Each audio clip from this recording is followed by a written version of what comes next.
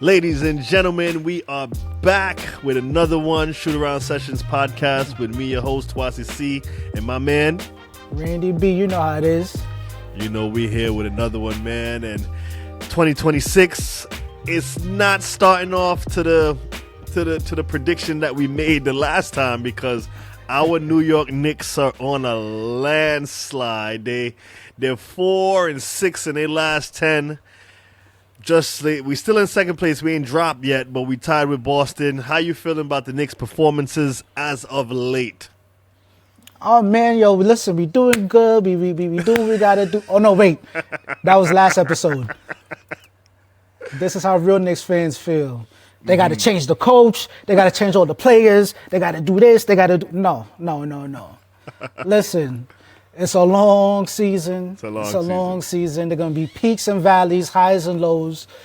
Right now, we're at a low point. We got to figure some stuff out. Listen, even when we was on our little winning streak that we were on, we kept coming back from behind. We kept playing from behind. We kept surviving. We need to get to a point where we are dominant, where we are dominating teams that we're supposed to be dominating and competing with teams that we're supposed to be competing with. Mm-hmm. So right now, we're just getting punched in the mouth and falling down, but we're not out yet. We're still in second place. Like you said, Boston is right there knocking at the door. Toronto's not too far behind. Philly is fighting right now. Philly is on zone one right now. So we gotta keep on our toes, figure things out, and, figure out where we're going with stuff, Nah, I feel you. I mean, I love the optimism. And the realness, because I'm one of those Knicks fans who's stressed out right now. I watched us get punched in the mouth from Atlanta, from when we got punched in the mouth from Philly, like you said, and they really punched us in the mouth. We got blown out from Detroit. I'm really stressed because, my main concern, and it's always Karl-Anthony Towns. That's the elephant in the room for me. I mean, there's a lot of other factors. I can't blame all of these losses on him because OG hasn't been stepping up. Bridges been giving you kind of Bridges stuff with like around 14 points a game and things like that. But I want to see more from Cat. He's supposed to be that second superstar. He has games where he's giving us 20 points, and that's cool, but he's still doing cat-like things, and I'm not happy about it. My problem is right now with Cat is that he's not special. No, he's not. He's playing like he's just a part of the team, and he is our technical second superstar. And we need him to be special, and he's not special. He's just a part of the team. You got JB doing JB things. He will continue doing JB things. Facts. Somebody like Mitch that is filling out his role as to what we need him to do. Mm-hmm. And you got Cat where, like you said, one game we'll get 20 and 10. The next game he won't score until the third quarter. Yeah. I believe what is that? One of them games he has 6 points. And I'm like, yeah. yo. Granted, what is that? The whole team as a whole played bad except for Jalen Brunson. But at the end of the day, you are that top dog. He's an all-star. He's an all-star. Ain't like, he's past his prime. This dude is in his prime. He's supposed to be killing right now. He doing the same stuff, crying for fouls. Foul. And he don't stop. And I'm just stressed. I'm really stressed out about it. Yeah, it's his play that's just stop crying, stop complaining, get back on D, do what you got to do. If you're not scoring, figure out to contribute in other ways. Like, I know I'm saying a lot of cliche things, but this is what you have to do to become a winner. This team is supposed to be a winner. You're not on a team that's struggling. Be a winner, one way or the other. If you can't score, rebound. If you can't score, defend the paint, which I feel like he is the worst paint defender and the worst rebounder I have seen. Yeah. You know how many teams are getting old boards on us constantly because he's just, I don't know. Man, I'm telling you, it's crazy to me. And it's that elephant in the room is, are we going to pull that trigger and get Giannis? Is the owner going to get vexed and say, okay, well, we need to make something happen because this is a championship team. I know people probably say we like bugging out, we looking too far, but this is finals or bust, championship or bust for the New York Knicks. And if we can't get it together in January, which I feel like we're going to come out of this slump on the positive side, but I got to see how it goes, man. I got to see. And don't be surprised if that's what's in the back of his mind. Where he knows that his team, his girl, is looking at another dude like, I don't want to and live that in might Milwaukee. yeah. And that could be affecting his gameplay as well. He could be too much in his head. He needs to go out there and do what he needs to do. And then, like I said, it's not, like you said, it's not just him. It's the team overall. The crazy thing is, they're running good plays and they're getting open shots. Their shots are just not falling, which is funny. It's just not falling. And while we were praising Coach Brown on the last two episodes, where he was coming out using a bunch of people, while I'm glad he's doing that, it's a little time to tighten up that rotation a little bit. All right, we don't need to play everyone. We need to play the best people for the best night, and just tighten up that rotation a little bit. You know what I mean? And we still got people injured. We still got Josh Hart out, and we seeing the big difference that he made, rebounding the ball and pushing it up the floor. We still got Shamet out. And I just want to see everybody healthy and playing, and we can see what this team could do, what its true potential is. Josh Hart is the heartbeat of the New York Knicks. And if nobody understood that before, they understand it now. Yeah, facts. All right, because I think this is has this been like his longest time out, because since he's been here, like he's had games here and there, but you see when he's not on the floor what you are missing. And again, it's not about the scoring, it's everything else. It's the intangibles, going out there, playing defense, getting steals, getting rebounds. That's a fact. Being a pest to the other team. That's what he is. Yeah, it's tough. It's tough for us right now, man. Josh has got to get right. Let's just hope we can get him back soon and get him well. And we're gonna shift gears though, and we got to talk about the big sorter. We want to call it a blockbuster trade, but like you said to me earlier, he went for peanuts. But for peanuts and cashews, man. Trae Young to the Washington Wizards for C.J. McCollum. How you feeling about this trade? Once it happened, a few people came to me, texted me, called me, and was like, "What? Why Washington?" I was like, I don't know. I don't know why. Maybe he's from there. I have no clue. I don't know Trae Young. No clue as to why he went there, but he wanted to go there, which is, again, kudos to him. He got to go where he wanted to go. Milwaukee, I hope you're listening. You know what I mean? Trade people to where they want to go. You know? But yeah, I don't know. It's like you went from a bad team to a worse team. So I don't know what the motivation was, or will be. Or maybe there's something cooking and we just can't see it yet. Yeah. I mean, I've heard around the campfire they said something about he was cool with somebody in the front office or one of the coaches, something like that. Like, that's his people. They planning some things and they got some things in the works, but I still can't call it. It's a young team. It's still not a championship team, and I don't know how they're going to build it, but Trae Young is still, no pun intended, he's still young. He's still got a lot of time, and hey, I know it's not a superstar league no more, but you got a bunch of young dogs that could probably defend for him, because we know Trae Young do not play defense. He can't play defense, you're absolutely right. But I will not knock his game. There was a point, maybe I'm making this up, but there was a point where they were saying Trae Young was the Steph Curry of the East, because he could hit the ball, he could hit that three from anywhere. Take it from me. I was a big Trae Young fan. I wanted Trae Young on the Knicks. I wanted Trae Young on the Knicks. He used to torch us, and he's a great offensive player, but something I don't like about him and I can't respect is that you've seen him check out all season.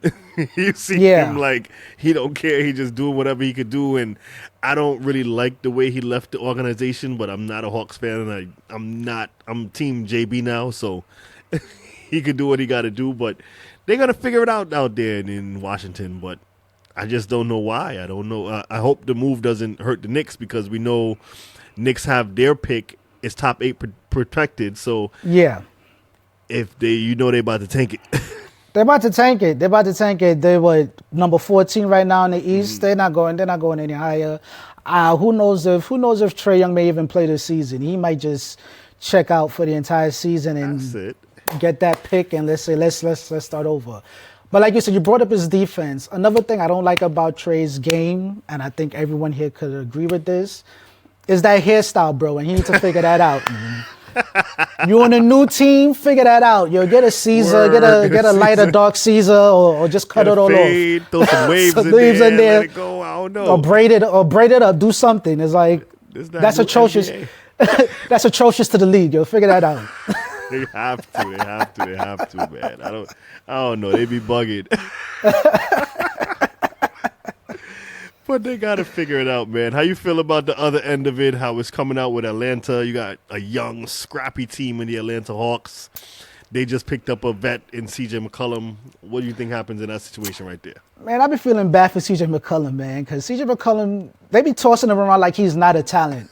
He got to pick up and move all over again. He got to pick up his, who knows? He might keep his family ready right now, but that's a nice little young team. Let's see what they can do. But they're in, ninth place right now. Mm-hmm. Can I see them going higher than that? Who knows? The East is weird right now. The East is weird. Like, one day you can have teams that just losing and bottoming out, and then the next day you can have a whole new team in the top 6, top 7. So let's see how that plays out. So we're going to bring it back to our guy, Giannis. How you feeling about his trade rumors and how that's coming along? You think he gets moved? You think he doesn't get moved? Right now they're sitting in 11th place. What's going on with the Milwaukee Bucks? My man Giannis said, I don't want to go anywhere. I don't want to get traded. I am focused on this team. PR, PR, PR, ... PR, PR, PR, ... What he supposed to say? What he's supposed to say. Now, what I really think, now how I really feel is he just saw, again, Trae Young wanted to go to Washington. He saw that his GM office made it happen. Yeah. Giannis is like, yo, what's good? Let's make something happen. Let's start making these moves. Let's start making these moves. I'm trying to win another chip, and obviously this team ain't built for that.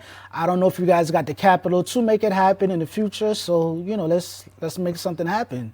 All right, and Giannis looking over at the Knicks and is like, listen, they got a power forward / center over there. That's he's good. Y'all can use him. So that's what I'm saying. Let's do play for play. Let's make it happen.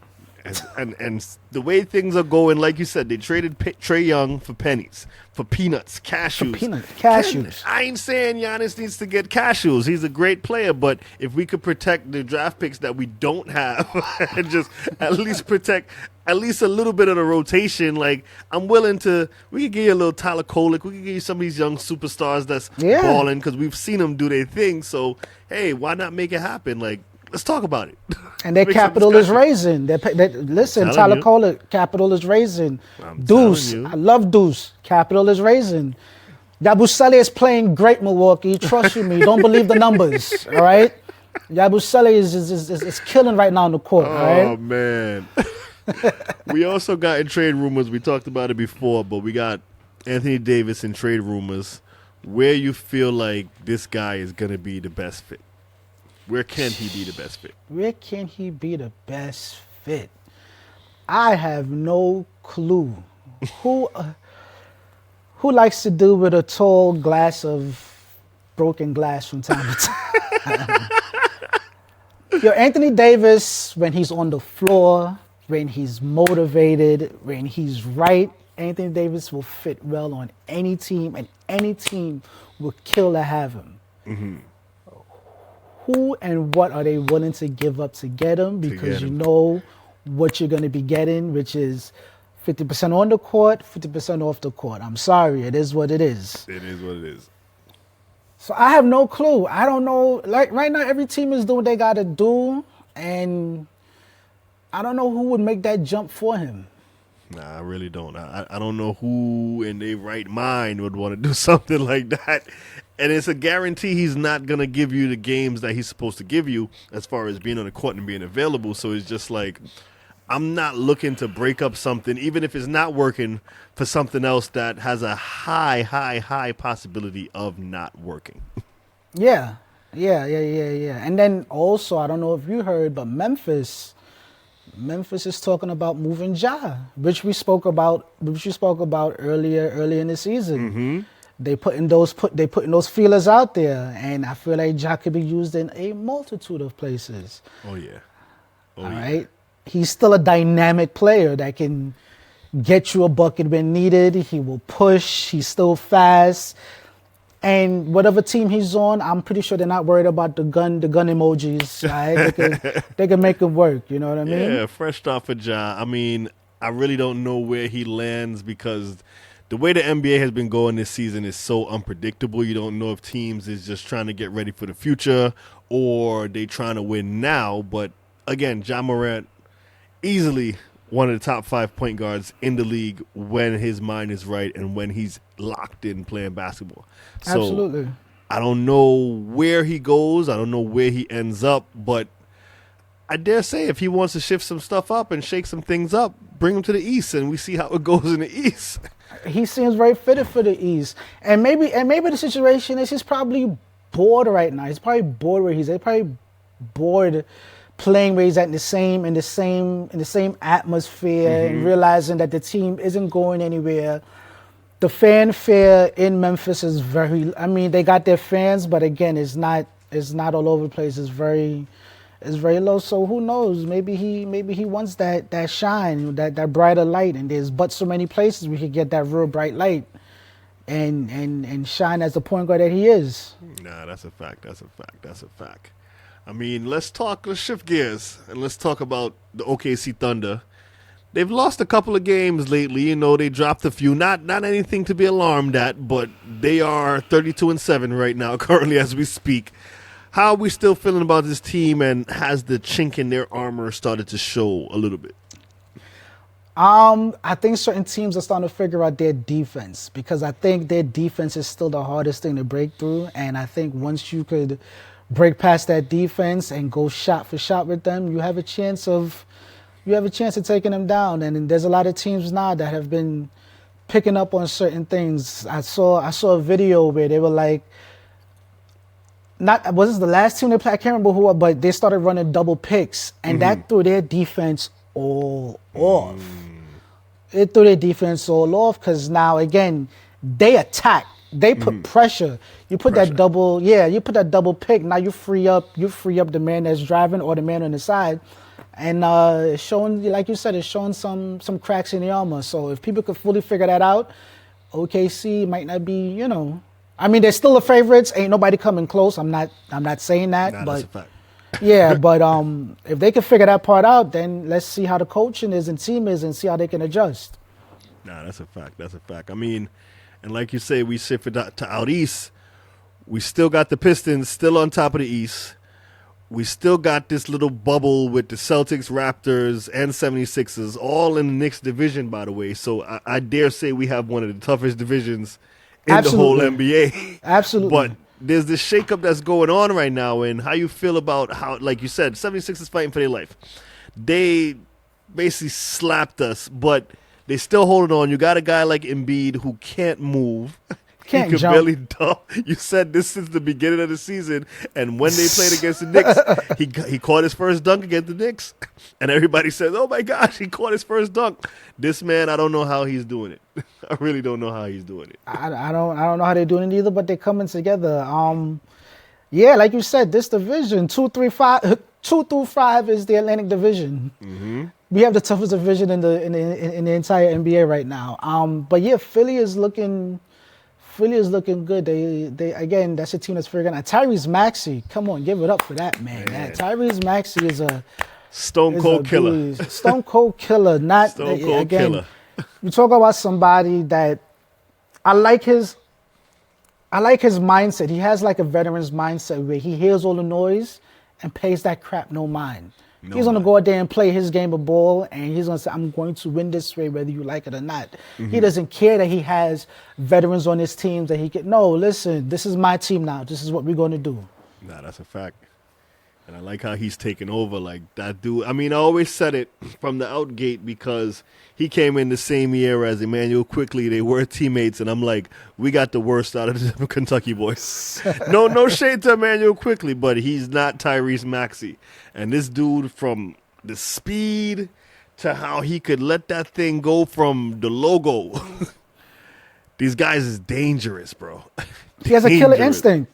Killer instinct. He has a killer instinct. You can see it in his eyes. That's what you look for when you look for the play. You see, like you look in their eyes when they play. So I'm gonna go out and get this bucket, and you can see it. You can see it. He defends. He plays both sides of the court, and it's crazy that we have to see that 4 times a year. Now, granted, am I scared of him? No. I think we could beat this. We definitely could beat him. We could lock him up. It's just that we, the Knicks, have to get on the right page to do this. So we're seeing these guys, and now, like we said, Mike Brown is going to make some adjustments. He has to start making these adjustments. He's seeing them early. He's seeing what he could fix, and we got to start hitting these shots because, like you said, we hear the Toronto Raptors. We beat them already, but they're still a dangerous team. I give them their props. Ingram is balling. They got RJ, who before, I think he's hurt right now, but before he got hurt, having a career year. Yeah, I think RJ is still hurt. Yeah, we got to figure it out. And it all boils back down to what I've been seeing all season. Our perimeter defense needs to get better, all right? Teams look for, you could tell teams look forward to playing in the Garden because they're going to have a career night, because they're going to hit threes all over the place. And again, it's about who we brought in. We brought in OG, we brought in Mikal, to stop the perimeter, and I don't know if it's a rotate. I know, I do know it's a rotation thing. All right, it's a rotation thing. Guys are switching too much. I feel like we need to see more man-to-man ball. We don't see that a lot. Maybe I'm old school. Maybe I'm bugging, and I don't see what's really working. But you look at a team like OKC who puts the pressure on the perimeter. On the perimeter, man. And they're number 1 in the league. It's too much open threes. And like I said, on top of we're getting good looks, we just got to knock our shots down. Because, again, we can go shot for shot with a lot of teams, but the whole point is to not go shot for shot. If you can make stops, we'll be blowing out a bunch of these teams that we're playing. Yeah, man. I mean, I just want to see us clean it up for 2026. Let's get right. Let's get JB doing what he got to do, but he need that help, man. Who you think is going to be that person to step up first and get it right? Who do you foresee? Tonight we got the Blazers coming up. That should be an easy one for us to get, hopefully. Who do I foresee? It's not about who I foresee. Who needs to? I mean, we all know who needs to. Cat needs to step up. All right? He is the second in command. He needs to step up. OG and Mikal, y'all need to defend and shoot that ball like I know how to shoot it. And like I said, everyone else will fall into place. Everyone else needs to fall into place. Like I said, Mike Brown needs to listen again. I understand you want to experiment, but tighten up that rotation. You need to get your guys in order, and then also be confident in the fact that you do have guys that are ready to step up, next man up. But you can't throw everybody in there. You can't just throw everybody in there, all right? Mitch needs to play more minutes. I'm sorry. Mitch needs to play more minutes. We need that rebounding. We need that defense. And crazy enough, Mitch is a center, and he will play perimeter and play defense in the paint. So, like I said, Mitch need more minutes. Maybe we need to run Cat and mix together more. I don't know. We got to figure something out. I mean, Mitch getting more. You think Mitch getting more minutes? He could withstand getting more minutes, basically? Probably not. I'm just saying that. I would love Mitch to be healthy enough to get more minutes. Yeah. We got to see. Because I think he could do it, me personally. But they have him on load management. When he's out there, he gives it his all. He's a great rebounder, great defender, and he does what he has to do for this team. I feel like he has changed the complexity when he does come in. But at the same time, now it's like, back to what you said, bro, Cat. This is our letter to Karl-Anthony Towns. Please, bro, get it together. Get it together. Please, bro, That's all we ask as Knicks fans. Is just really get it together, bro. That's all we ask, man. And I think that's going to do it for today. We just want Cat to get it together, man. We want him to get it. Tonight, he probably give us 40. He probably get it together, and it gives us 40, man. And then the next night, give us 10 and 2. Nah. Foul! Now, we need Cat to get it together. Even if you give us 15, 8, 20, and 10 a night, that's perfect. That's what you're here for. Consistency, that's all we ask for. He's slowly turning into Oh, no, Julius don't say it. Randle. Don't say slowly. He's almost there. And, He don't want to be that with me, but you're still good. You're still in my good graces, man. And I hope we stay in y'all good graces. Make sure you like, subscribe, and join the ride. Tune into us, man. We still rocking with y'all Shootaround Sessions Podcast. I'm your guy, Tawasi C, with my man Randy B. You know how we do it. You know how we do. Keep getting them shots up, and we see y'all in the next one. Peace.